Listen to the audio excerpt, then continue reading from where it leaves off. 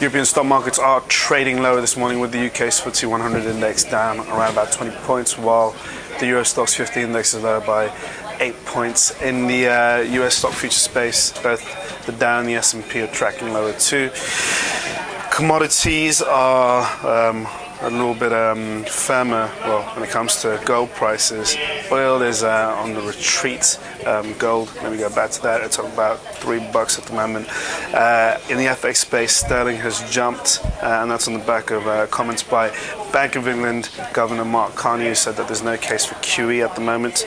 And when it comes to core government bonds, both UK gilts and German bonds are somewhat in favour, reflecting the risk on turn.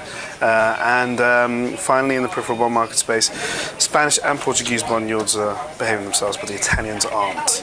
And that is on the back of some of the worries about the political situation in Italy. Good morning, I'm Ishaq Siddiqi.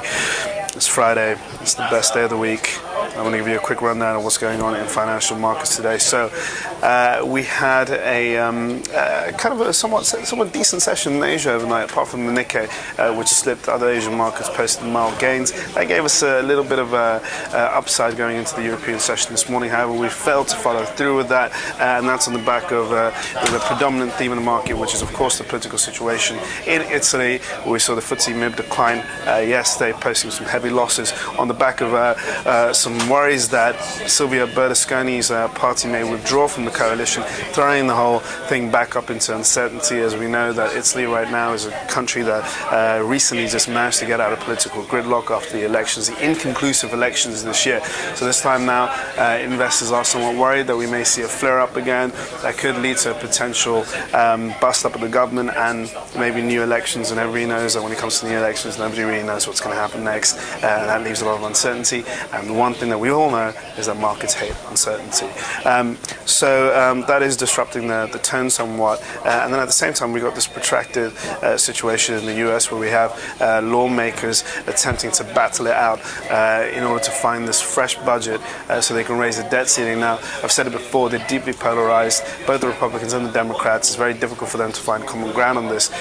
They may do at some point. They've got about 3 weeks left before the US Treasury runs out of money.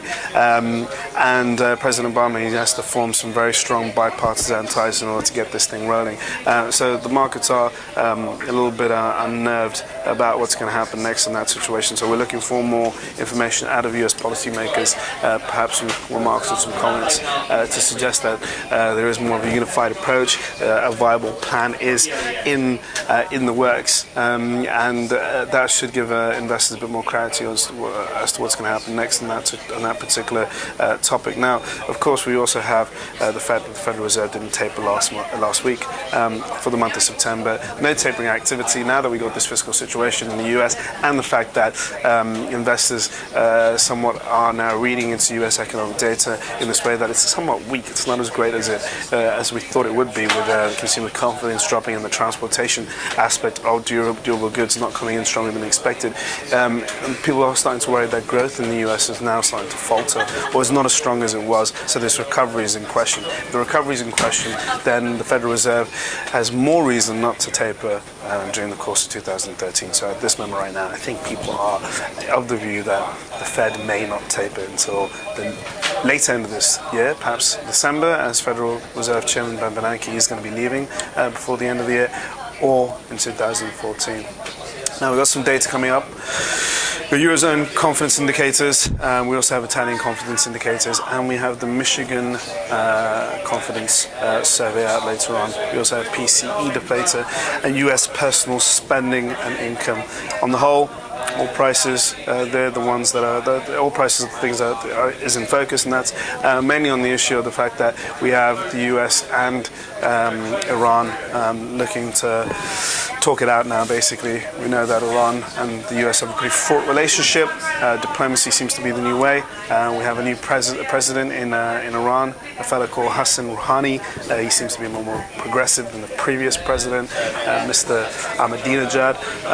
So now how that is tempering some of the oil prices, and investors are looking for more information on that. And of course, Syria, the UN has now signed a pact with Syrians that they will no longer use chemicals or chemical weapons.